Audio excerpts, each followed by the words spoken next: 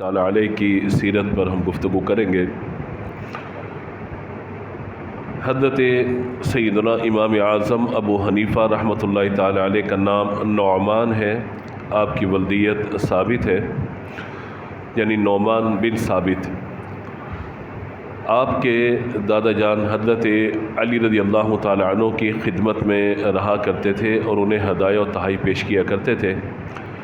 امام اعظم ابو حنیفہ رحمۃ اللہ تعالیٰ علیہ کو اللہ تبارک و تعالیٰ نے جو عمر عطا فرمائی، اس میں آپ نے علم اور فضل کے اعتبار سے بہت بڑا کام کیا۔ فقہ حنفی کی آپ نے بنیاد رکھی۔ آپ کا تعلق کوفہ اور بصرہ سے ہے، یعنی کوفہ یہ آپ کی ولادت گاہ ہے اور بصرہ یہ آپ کے تعلیم حاصل کرنے کا شہر ہے۔ حضرت سیدنا امام اعظم ابو حنیفہ رحمۃ اللہ تعالیٰ علیہ کی کنیت، آپ کو ابو حنیفہ کیوں کہا جاتا ہے؟ یہ نام تو آپ کا نہیں ہے، نام تو نعمان ہے آپ کا۔ ابو حنیفہ اس وجہ سے کہا جاتا ہے، دو وجوہات علماء نے لکھی ہیں۔ ایک تو حنیف یہ سیدھے راستے سے ہے، جس طرح ہم کہتے ہیں کہ دین حنیف، تو اس اعتبار سے ابو حنیفہ یعنی آسان و ستھرا دین اور آسان و ستھرے دین پر عمل کرنے والے۔ دوسرا معنی علماء نے بیان فرمایا جو عقل سے زیادہ قریب ہے، کہ حنیف یہ صفحے کو کہا جاتا ہے، ورق اور صفحے کو کہا جاتا ہے، چونکہ آپ لکھتے بہت زیادہ تھے، اس وجہ سے آپ کا لقب ابو حنیفہ یعنی صفحات والا ہو گیا۔ بعض علماء نے لکھا ہے، اور وہ روایت درست نہیں ہے، اس پہ علماء نے اختلاف کیا ہے کہ حنیف یہ آپ کی بیٹی کا نام تھا، تو اس وجہ سے آپ کو ابو حنیفہ کہا جاتا ہے، تو یہ روایت درست بہرحال نہیں ہے۔ حضرت امام اعظم حنیفہ رحمۃ اللہ تعالیٰ علیہ کی شان یہ ہے کہ آپ تابعی بزرگ ہیں۔ تابعی کہا جاتا ہے اس شخص کو کہ جس نے کسی صحابی کی زیارت کی ہو، اور آپ کی شان یہ ہے کہ آپ نے بہت سارے صحابہ کرام علیہم رضوان کی نہ صرف یہ کہ زیارت کی، بلکہ آپ رحمۃ اللہ تعالیٰ علیہ نے ان سے روایات کو بھی لیا ہے، احادیث کو بھی روایت کیا ہے، اس وجہ سے آپ کا مقام بلند و بالا ہے۔ اب آئیے تھوڑا سا پیچھے چلیے۔ حضرت سلمان فارسی رضی اللہ تعالیٰ عنہ حضور کے پیارے صحابی ہیں، اور مختلف علماء کی روایات کے مطابق کہ صحابہ کرام علیہم رضوان میں طویل عمر پانے والے جو صحابہ ہیں، ان میں حضرت سلمان فارسی کا نام بھی ذکر کیا جاتا ہے۔ اور آپ مختلف مذاہب میں پہلے رہے، آتش پرست بھی رہے، اس کے بعد اللہ تعالیٰ نے آپ کو ایمان کی نعمت عطا فرمائی ہے۔ تو چونکہ آپ کا تعلق فارس سے تھا، ایران سے تھا، اور فارسی النسل آپ تھے، علماء فرماتے ہیں کہ جب یہ سورہ مبارکہ نازل ہوئی، سورۃ الجمعہ، جب سورہ جمعہ نازل ہوئی تو حضور صلی اللہ تعالیٰ علیہ وآلہ وسلم تشریف فرما تھے، تو کچھ لوگوں نے نبی مکرم علیہ الصلوۃ والسلام سے آیت نمبر 3 کے بارے میں دریافت کیا، وآخرین منہم لما یلحقوا بہم، یعنی جو پچھلی آیت ہے اس میں اللہ تعالیٰ نے نبی مکرم علیہ الصلوۃ والسلام کی ان صفات اور خوبیوں کا ذکر فرمایا کہ هو الذی بعث فی الامیین رسولا منہم یتلو علیہم آیاتہ ویزکیہم ویعلمہم الکتاب والحکمہ، کہ یہ اللہ کے رسول ہیں جنہیں ہم نے کتاب عطا فرمائی، تو یہ لوگوں کو کتاب کی تعلیم بھی دیتے ہیں، حکمت بھی عطا فرماتے ہیں، اور انہیں تزکیہ پاک بھی کرتے ہیں۔ اور اس کے بعد آگے وآخرین منہم لما یلحقوا بہم وہو العزیز الحکیم، اور ان میں سے اوروں کو بھی پاک کرتے ہیں اور علم عطا فرماتے ہیں جو ان اگلوں سے نہ ملے۔ تو جب یہ آیت مبارکہ نازل ہوئی تو ایک شخص نے حضور سے عرض کیا، یا رسول اللہ، جو اگلوں کے ساتھ نہیں ملے وہ کون لوگ ہیں؟ یہاں تک کہ انہوں نے 3 مرتبہ سوال کیا، تو اس وقت حضرت سلمان فارسی رضی اللہ تعالیٰ عنہ حضور کے ساتھ تھے۔ نبی مکرم علیہ الصلوۃ والسلام نے حضرت سلمان فارسی کے کندھے پر ہاتھ رکھا۔ حدیث کے الفاظ یہ ہیں کہ وضع رسول اللہ صلی اللہ تعالیٰ علیہ وآلہ وسلم یدہ علی سلمان ثم قال لو كان الایمان عند الثریا لنالہ رجال او رجل من هؤلاء او كما قال علیہ السلام، فرمایا کہ اگر دین اور علم ثریا ستارے کے پاس بھی پہنچ جائے، ثریا ستارہ یہ باقی ستاروں کی نسبت زیادہ دور ہوتا ہے، فرمایا دین یا ایمان ثریا ستاروں کے پاس بھی پہنچ جائے تو اہل فارس میں سے وہ لوگ وہاں جا کر اس دین کو بھی حاصل کر لیں گے۔ تو یہاں جو بات ہے نا کہ اہل فارس میں سے، چونکہ امام اعظم ابو حنیفہ رحمۃ اللہ تعالیٰ علیہ فارسی النسل ہے، عربی النسل تو نہیں ہے، آپ کا تعلق کوفے سے ہے، تو نبی مکرم علیہ الصلوۃ والسلام نے جب یہ بات ارشاد فرمائی ہے تو امام جلال الدین سیوطی رحمۃ اللہ تعالیٰ علیہ بڑے ذوق و شوق اور وثوق سے یہ بات فرمایا کرتے تھے، بڑے یقین کے ساتھ کہتے تھے کہ اس حدیث کے جو اولین مصداق ہیں وہ امام اعظم ابو حنیفہ رحمۃ اللہ تعالیٰ علیہ، کہ دین کہیں بھی پہنچ جائے آپ اللہ کے دین کو لا کر لوگوں کے سامنے بیان جو ہے وہ کر دیتے ہیں۔ اس لیے آپ یہ دیکھیے کہ امام اعظم ابو حنیفہ رحمۃ اللہ تعالیٰ علیہ کو اللہ تعالیٰ جو عمر عطا فرمائی، سن 80 کے اندر آپ کی ولادت ہے اور 150 ہجری کے اندر آپ کا وصال ہے، 70 سال کی آپ کی عمر ہے، اور ان 70 سالوں میں جو آپ نے کارنامے انجام دیے علم دین کے طور پر اور امت کی آسانی کے طور پر، وہ بڑے سنیر حروفوں میں لکھے جانے کے لائق ہیں۔ حضرت یحییٰ بن معاذ راضی رحمۃ اللہ تعالیٰ علیہ فرماتے ہیں کہ مجھے خواب میں حضور اکرم صلی اللہ تعالیٰ علیہ وآلہ وسلم کی زیارت ہوئی، تو میں نے حضور صلی اللہ تعالیٰ علیہ وآلہ وسلم سے عرض کیا حضور میں آپ کا علم کہاں سے حاصل کروں؟ امام راضی رحمۃ اللہ تعالیٰ علیہ جو ہے نا، یہ امام راضی الگ ہیں، یہ یحییٰ بن معاذ راضی یہ تصوف کے بڑے بزرگ ہیں۔ تو جب حضور سے انہوں نے عرض کیا تو حضور نے فرمایا عند علم ابی حنیفہ، یعنی تم ابو حنیفہ کے علم کے پاس جاؤ، تمہیں میرا علم وہاں پہ نظر آ جائے گا۔ تو یہ فضیلت امام اعظم ابو حنیفہ رحمۃ اللہ تعالیٰ علیہ کی، اور اس روایت کو حضور داتا صاحب رحمۃ اللہ تعالیٰ علیہ نے کشف المحجوب میں ذکر فرمایا۔ حضرت امام اعظم ابو حنیفہ رحمۃ اللہ تعالیٰ علیہ نے جب آغاز کیا تو آپ نے ابتداءً قرآن پاک حفظ فرمایا، قرآن کے بہترین حافظ سے بہترین قاری تھے، اور اس کے بعد آپ فرماتے ہیں کہ میں دیگر علوم کی طرف متوجہ ہوا، میں نے دیگر علوم بھی حاصل کیے، یہاں تک کہ کچھ عرصے کے بعد میں پھر کاروبار کی طرف جو ہے وہ چلا گیا اور کاروبار میں مشغول ہو گیا۔ تو کہتے ہیں کہ جب میں کاروبار کی طرف گیا تو ایک بزرگ ہیں حضرت شعبی، ابو عامر شعبی، کہتے ہیں میری ان سے ملاقات ہوئی، جب انہوں نے مجھ سے کچھ سوال و جوابات کا سلسلہ کیا تو انہوں نے مجھے کہا کہ نہیں، تم کاروبار نہ کرو بلکہ تم اللہ کے دین کی طرف آ جاؤ، اللہ تم سے دین کا بڑا کام لے گا۔ تو کہتے ہیں کہ میں کپڑے کی تجارت کیا کرتا تھا، تو میں نے اس تجارت کو کچھ مختصر کیا اور زیادہ وقت اللہ کے دین کو سیکھنے میں لگا دیا، یہاں تک کہ میں پھر ایسا ہو گیا کہ میں لوگوں سے مناظرہ کیا کرتا تھا، بحث کیا کرتا تھا اللہ تعالیٰ کی ذات و صفات کے بارے میں، اور مناظرہ کیا کرتا تھا علم کلام کے بارے میں۔ لیکن پھر کہتے ہیں کہ کچھ عرصہ گزرا تو مجھے خیال آیا کہ صحابہ کرام علیہم رضوان نے تو یہ کام نہیں کیے کہ وہ اللہ کی ذات و صفات کے بارے میں لوگوں سے بحث کر رہے ہوں، علم کلام میں مناظرہ کر رہے ہوں، یہاں تک کہ کہتے ہیں کہ میں پھر وہاں سے دور ہوا اور میں پھر علم فقہ کی طرف اور علم حدیث کی طرف گیا اور لوگوں سے حدیث سیکھنے لگا جو استاد تھے، یہاں تک کہتے ہیں کہ کوفہ، بصرہ، اس کے اطراف میں جتنے اساتذہ اور جتنے علماء مجھے میسر آئے میں ان سب سے علم حاصل کرتا رہا، یہاں تک کہ میں نے 4000 علماء و مشائخ کو اپنا استاد بنایا۔ 4000 اساتذہ، آج کل 4000 استاد بنانا آسان ہے، آپ کسی ادارے میں جائیں وہاں پہ 50-40 استاد ہوں، آپ سب کے پاس جو ہے وہ 1-1 گھنٹہ 2-2 گھنٹہ بیٹھ کے کہیں میں آپ سے سیکھنا چاہتا ہوں، آپ سے سیکھنا چاہتا ہوں، 50 استاد یہاں 50 وہاں، آپ جو ہے وہ 2-4 مہینے کے اندر 4000 کے 40,000 استادوں سے علم حاصل کر لیں گے۔ مثال کے طور پہ ایک بڑا ادارہ ہو جہاں پہ 5000-8000 طلباء پڑھتے ہوں تو ظاہر ہے کہ وہاں پہ استادوں کی تعداد بھی سینکڑوں میں ہوگی، کثیر استاد ہوں گے وہاں پر، تو لہذا وہاں سے آپ جائیں اور تمام استادوں سے آپ ایک ایک سبق پڑھتے جائیں، برکت کے لیے ایک ایک حدیث سنتے جائیں، تو بھئی آپ نے آج جو ہے وہ 100 استادوں سے علم حاصل کر لیا، تو یوں آپ جو ہے 2 مہینے کے اندر 3 مہینے کے اندر آپ 4000 سے زیادہ استادوں سے علم حاصل کر لیں۔ آپ فرماتے ہیں 20 برس گزرے مجھے علم حاصل کرنے میں جو میں نے 4000 اساتذہ سے علم حاصل کیا۔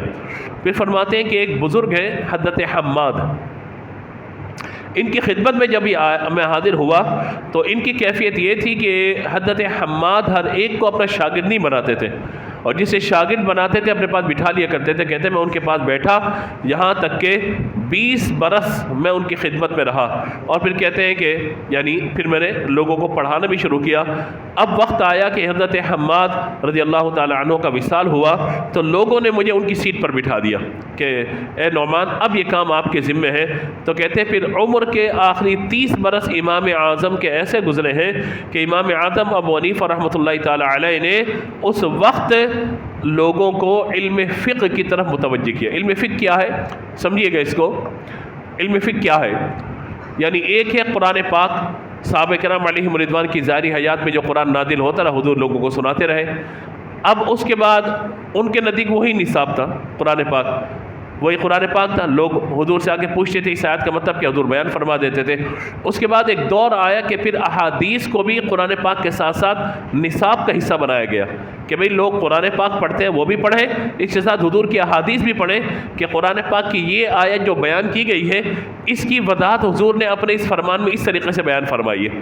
تو حدیث اور قرآن یعنی قرآن پاک کو سمجھنے کے لیے اب ضرورت پڑی احادیث کو سمجھنے کی. احادیث کو سمجھنے کے لیے ضرورت پڑی قرآن پاک کی آیات کو سامنے رکھنا, اور حدیث کو یعنی کوئی صورت نازل ہوئی تو اس کا شان نزول کیا تھا. شان نزول تو قرآن پاک میں بیان نہیں ہوا نا, وہ تو حضور نے بیان فرمایا. تو پھر حدیث کو سامنے رکھا گیا, قرآن پاک اور حدیث. اب ایک وقت آیا اور وہ وقت یہ آیا جو امام اعظم ابو حنیفہ رحمۃ اللہ تعالیٰ علیہ کا ہے. وہ وقت یہ تھا کہ لوگ آ کے پوچھتے تھے حضرت یہ بتائیے ہم نے نماز پڑھی, ہماری نماز درست ہو گئی یا نہیں ہوئی؟ تو ظاہر ہے کہ جو فقیہ ہے اس وقت وہ کہتے ہیں ٹھیک ہے نماز درست ہو گئی. اس کے ذہن میں کیا تھا؟ قرآن پاک کی آیت اور احادیث مبارکہ. اور علم فقہ کو مرتب کیا گیا کہ قرآن پاک کی یہ آیت اس مسئلے کو بیان کر رہی ہے, یہ حدیث اس مسئلے کو بیان کر رہی ہے, تو ان دونوں احادیث سے یا 4 آیات سے جو مسئلہ نکلا ہے اس کو پھر علم فقہ کہا گیا. فقہ کا معنی سمجھ بوجھ کے براہ راست جو لوگ قرآن پاک یا حدیث مبارکہ سے علم حاصل نہیں کر پاتے ان کے لیے پھر علماء کا وجود کہ فرمایا فاسألوا اہل الذکر ان کنتم لا تعلمون, تم اہل علم سے پوچھو اگر تم نہیں جانتے. تو یہ پھر علماء نے علم فقہ کی بنیاد رکھی کہ ہر بندہ قرآن پاک سے مسائل نہیں نکال سکتا, ہر بندہ حدیث سے مسائل نہیں نکال سکتا. تو اب ضروری کیا ہے کہ علماء ایسے مسائل کو ترتیب دیں کہ جو براہ راست لوگوں کو بتا دیے جائے, بھئی یہ جائز ہے, یہ ناجائز ہے, یہ حلال ہے, یہ حرام ہے. آپ یوں کریں گے تو نماز درست ہو جائے گی, یوں کریں گے تو نماز درست نہیں ہوگی, آپ یوں کریں گے تو روزہ درست ہے, یوں کریں گے تو عبادت درست ہے. یہاں تک کہ امام اعظم ابو حنیفہ رحمۃ اللہ تعالی علیہ کی نشست کے اندر علماء جمع ہونا شروع ہوئے. علماء عوام نہیں, علماء جمع ہونا شروع ہوئے. اور آپ کی نشست کہا جاتا ہے کہ آپ نے امت کو ہزاروں شاگرد دیے, ہزاروں شاگرد. اور آپ کی ایک کیفیت ہوتی تھی درس کی کہ امام اعظم ابو حنیفہ رحمۃ اللہ تعالی علیہ جب تشریف فرما ہوتے تھے اور کوئی مسئلہ آپ کے پاس آتا تھا تو آپ وہ مسئلہ اٹھا کر علماء کے سامنے رکھتے تھے. جو شاگرد ہوتے تھے آپ کے, جو فتویٰ دینے کے حال ہوتے تھے, ان کے سامنے آپ مسئلہ رکھتے تھے اور آپ فرماتے تھے اس مسئلے پہ اپنی رائے کا اظہار کرو. تو بعض اوقات 2 دن 3 دن 6 دن 8 دن ان مسائل پہ گفتگو ہوتی رہتی تھی, بات چیت ہوتی رہتی تھی, یعنی شرعی مسائل پہ ڈیبیٹ ہو رہی ہے, بحث ہو رہی ہے. یہاں تک کہ پھر جو نتیجہ نکلتا تھا اس کو امت کا ایک دستور فقہ اور قانون سازی کے طور پہ نافذ کر دیا جاتا تھا. اور اس کے پیچھے کیا تھا اصل؟ قرآن پاک اور احادیث مبارکہ. یہ آج بڑا لوگ کہتے ہیں بھائی علم فقہ کہاں سے آ گیا؟ فقہ کا معنی ہوتا ہے سمجھ بوجھ, تفقہ بھی کہا جاتا ہے, فقہ بھی کہا جاتا ہے. تفقہ فی الدین کا معنی یہ ہے کہ ایسے قوانین, ایسی قانون سازی, پبلک لا کہ جس کے لیے لوگوں کو آسانی اور سہولت فراہم کی جائے. تو یوں پھر آپ ابتداءً علم فقہ کی بنیاد رکھنے والے ہیں.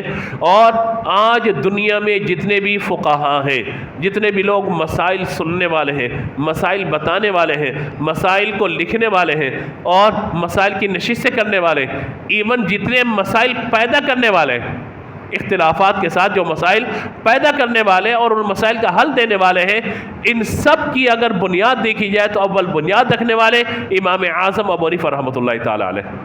اور آپ کے سامنے 12.5 لاکھ مسائل تھے. کتنے مسائل؟ 12.5 لاکھ مسائل. 30 سال کا دائرہ عرصہ تھا اور انہوں نے وقت اس انداز سے گزارا کہ 12.5 لاکھ مسائل تھے. اور ان 12.5 لاکھ مسائل میں آپ نے 83,000 مسائل حل کر کے لوگوں کے سامنے رکھے. 83,000 مسائل. اور ان میں سے 38,000 مسائل وہ جن کا تعلق فقط عبادات سے ہے اور باقی مسائل کا تعلق معاملات اور جو ہے معاشرت سے ہے. تو آپ دیکھیے نا, ہر چیز کا مسئلہ آپ نے بیان کر دیا.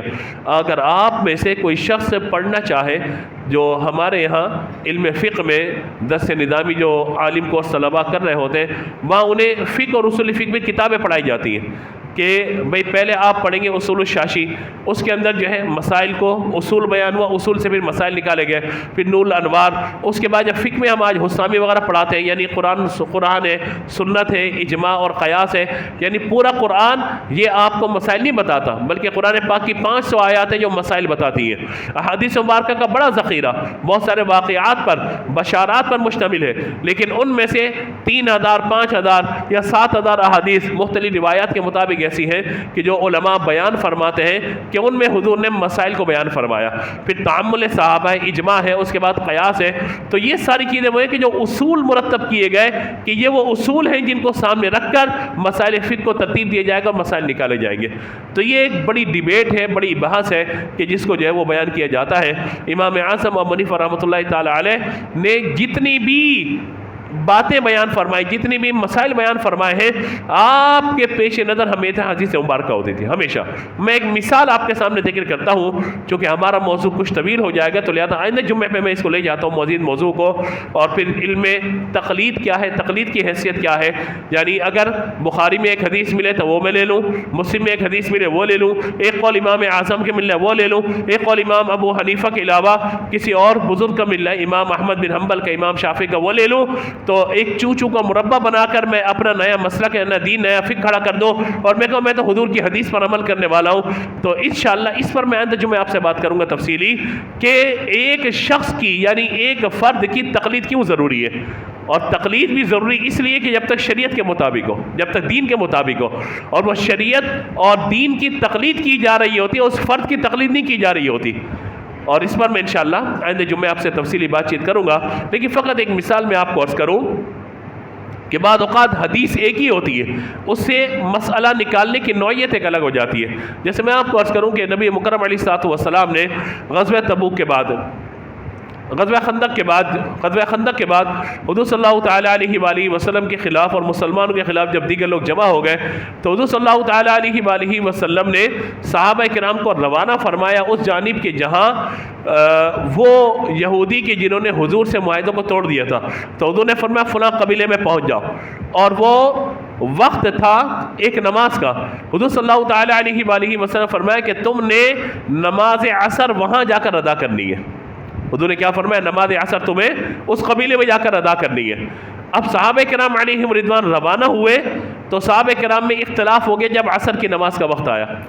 اب دیکھیں مسائل نکلتے کیسے. میں ایک مثال آپ کو پیش کر رہا ہوں، ورنہ تو بڑی کتابیں آپ کے سامنے رکھ کر میں باتیں کروں تو آپ کہیں گے کہ کس کس طریقے سے ہمارے فقہاء نے مسائل نکالے ہیں. ظاہر ہے کہ وہ نہ وقت مہلت دیتا ہے اور نہ یہ باقاعدہ اصول فقہ کی کلاس ہے کہ میں آپ کے سامنے مسائل پیش کروں. صرف ایک مثال آپ کو تاکہ اس واقعے سے آپ کو اندازہ ہو جائے کہ مسائل نکلتے کیسے ہیں. اب صحابہ کرام علیہم رضوان روانہ ہوئے. اب جب روانہ ہوئے راستے میں نماز عصر کا وقت آ گیا. اب صحابہ کرام میں آپس میں اختلاف ہو گیا. بعض نے کہا کہ بھئی نماز عصر کا وقت ہے تو لہذا نماز عصر ادا کی جائے، نماز عصر ادا کریں.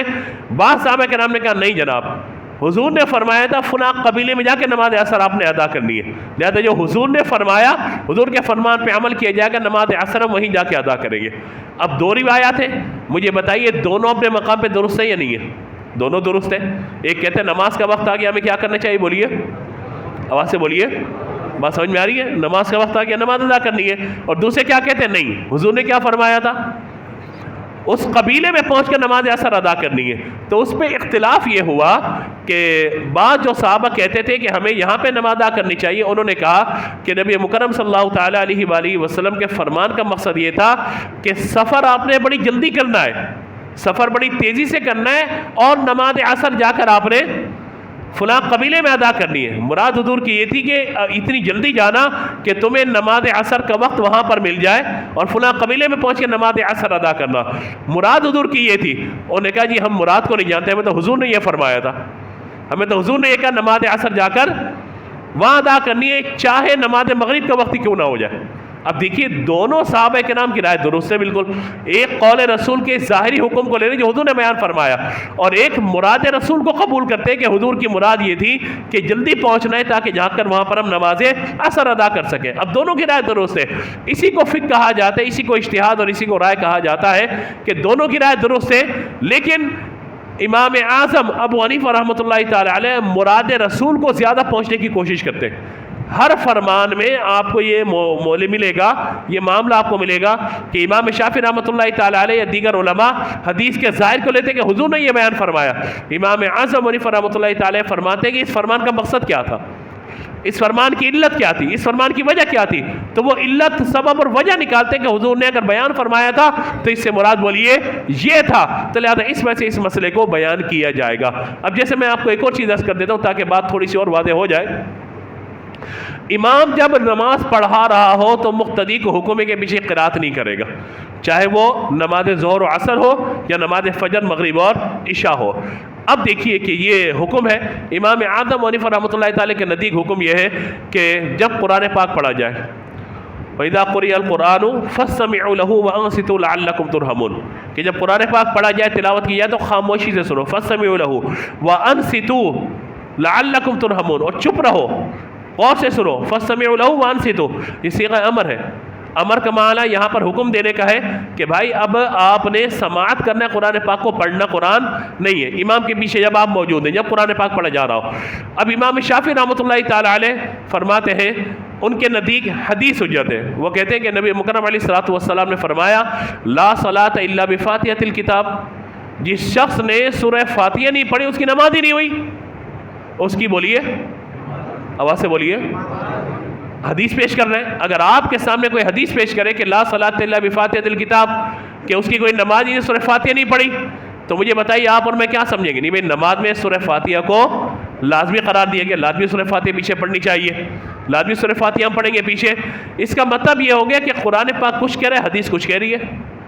قرآن کہہ رہے ہیں کہ جب تلاوت کی جائے تو خاموش رہو، اور حدیث کیا کہہ رہی ہے کہ نماز میں جب تک سورہ فاتحہ نہیں پڑھیں گے نماز نہیں ہوگی۔ یہ حدیث مبارکہ اپنے مقام پر۔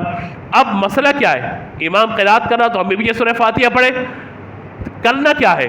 اب امام اعظم حنیفہ رحمۃ اللہ تعالی علیہ فرماتے ہیں کہ حضور کی ایک اور حدیث کو آپ سماعت کیجئے، قراءۃ الامام لہ قراءۃ، امام کی جو قرات ہے وہ مقتدی ہی کی قرات ہے۔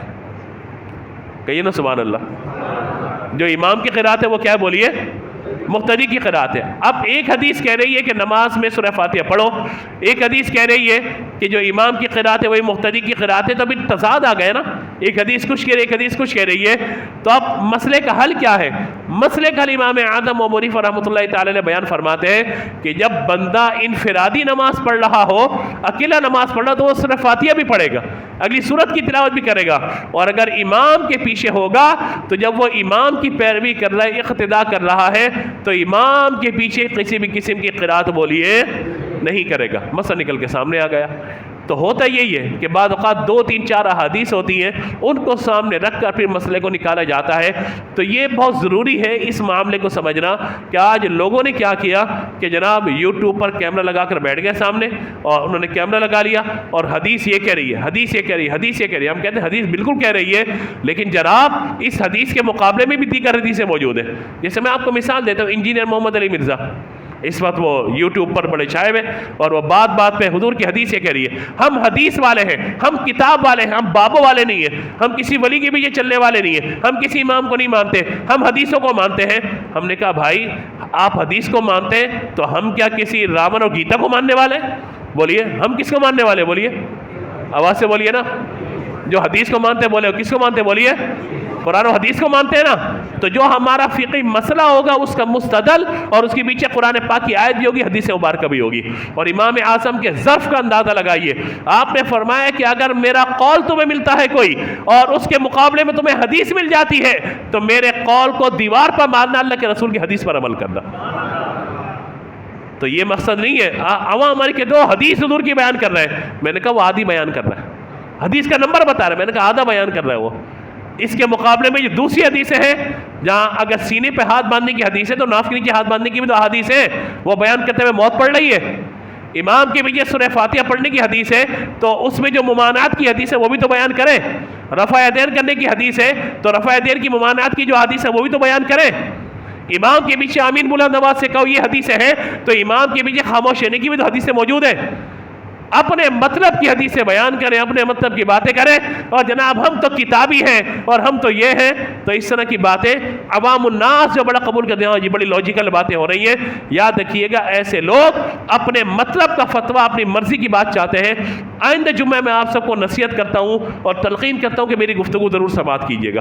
ہمارا مقصود کسی پہ ٹونٹ کرنا، کسی پہ تان کرنا نہیں ہے، اپنا مسئلہ، اپنا مقدمہ آپ کے سامنے رکھنا ہے۔ لوگ کہتے ہیں جی لوگ اس کا جواب نہیں دے پا رہے ہوتے، لوگ اس کے بارے میں بات نہیں کر پا رہے ہوتے۔ معاملہ یہ کہ کیا وہ صاحب بات کرنے کے لیے تیار ہیں؟ ہم عرض کرتے ہیں آئیں ہمارے سامنے بیٹھے بات کریں، جس موضوع پر بات کریں آئیں بیٹھے.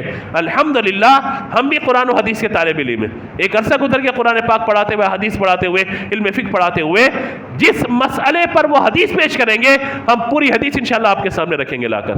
لیکن وہ شخص کبھی کس کے سامنے نہیں بیٹھے گا آ کر، لیکن وہ شخص کبھی کسی کے سامنے نہیں بیٹھے گا. آج تک آپ نے سنا کس کے سامنے جا کے بیٹھا، کس سے بات چیت کی اس نے مرزا صاحب نے؟ نہیں، کبھی وہ بات نہیں کریں گے. وجہ کیا ہے؟ انہوں نے اپنی کتاب کھولنی ہے، کتاب کھولنے میں حضور کی حدیث یہ کہہ رہی ہے، اس کے مقابلی جو حدیث ہے اور حدیث کا ظاہری معنی کے ساتھ کیا کیا چیزیں ہیں. اب دیکھیے ان صاحب نے ایک نئی بات جو ہے امت کے درمیان جو کر دی، کہا کہ جناب آپ کو سنتیں پڑھنے کی کوئی ضرورت نہیں ہے، صرف فرض پڑھیں اور ویتر بھی چاہیں تو پڑھ لیں، چاہے تو نہ پڑھیں. کلپ موجود ہے نیٹ پر، آپ چاہیں تو دیکھ لیجئے. سنتیں پڑھنے کی کوئی ضرورت نہیں ہے. لوگ یہ کہتے ہیں حنفی لوگ کہ 70 رکعتیں پڑھو، ہم کہتے ہیں جناب عشاء کی 4 رکعتیں پڑھو، ضرورت نہیں کچھ پڑھنے کی. اچھا پھر تم چاہو تو ساری نماز ایک ساتھ ادا کر لو. حضور نے ایک ساتھ ساری نمازیں ادا کی. ہم نے کہا کہ وہ جنگ کا موقع تھا، جہاد کا موقع تھا اور وقت ہی نہ ملا حضور کو نماز پڑھنے کا، دشمن سر پہ مسلط ہے. تو حضور نے اس موقع پہ، اس کے علاوہ حضور کی پوری زندگی گزری، صحابہ کی پوری زندگی گزری، کیا حضور نے کبھی نمازوں کو اس طریقے سے جمع فرمایا؟ یہ کون سی نماز ہے کہ بھائی فجر ظہر عصر مغرب عشاء چھوڑو، کسی وقت بھی ٹائم میں ساری نماز ایک ساتھ جو ہے پڑھ لو؟ یہ تو قضا نمازیں پڑھنے کے بارے میں تھا، ادا نمازوں کے بارے میں تو حکم نہیں ہے. ادا تو وقت کے اندر ہی ادا کی جائے گی. پھر کہا کہ قضا کو ادا کی نیت سے، ادا کو قضا کی نیت سے، کسی وقت کو کسی نماز میں کسی بھی وقت کو ادا کر لیا جائے نماز ادا ہو جائے گی. تو ان الصلاۃ کانت علی المؤمنین کتابا موقوتا، کہ نماز ہر ایمان والے پہ مقررہ وقت پہ فرض کی گئی ہے. تو وقت کی تعین کہاں چلی جائے گی؟ اس لیے ہمارے فقہا جب بیان فرماتے ہیں نماز کی شرائط تو وہ بیان یہی فرماتے ہیں کہ نماز کا وقت ہونا بھی ضروری ہے. طہارت عورت استقبال قبلہ، اس کے ساتھ کیا کہتے ہیں؟ وقت کا ہونا اور نیت کا ہونا ضروری ہے. یہ شرائط پہلے ہے نماز ادا کرنے سے قبل، اور جب نماز شروع ہو رہی ہے تو تکبیر تحریم ہے، قیام قرات رکوع سجود ہے، اور اس کے بعد خروج بھی سنعی یعنی اپنے کسی عمل سے نماز سے باہر آنا. تو نماز کی شرائط اور جو نماز کے فرائض فقہا نے بیان ہی اس لیے فرمائے ہیں تاکہ اللہ کے رسول کی احادیث پہ درست طریقے سے عمل ہو سکے، حضور کی صحیح پیروی ہو سکے، حضور کے طریقے میں صحیح طور پر عمل کیا جا سکے. تو یہ انشاءاللہ اللہ نے چاہا تو میں آئندہ جمعہ مزید اس پر گفتگو کروں گا. اب ہماری گفتگو امام اعظم پر تو ایک طرف ہو گئی اور جو ہے فقہ پر اور دیگر چیزوں میں چلی گئی، تو کوشش کریں گے کہ آئندہ جمعہ تقلید شرعی کی حیثیت کیا ہے، یعنی ہم کیوں حنفی کہلاتے ہیں، کیوں لوگ شافعی کہلاتے ہیں، کیوں حنبلی، کیوں مالکی کہلاتے ہیں، ہر بندہ حدیث پڑھ کے اس پر عمل کیوں کر کے اپنی زندگی کیوں نہیں گزار رہا ہوتا. تو انشاءاللہ اس موضوع پر اللہ نے چاہا تو آئندہ جمعہ آپ سے سیر حاصل گفتگو کرنے کی کوشش کریں گے. آج گفتگو میں کوئی غلطی ہوئی ہو تو اللہ کی بارگاہ میں معافی کا طلبگار ہوں. آذان ہوگی، اس کے بعد سنت ادا فرمائیے گا.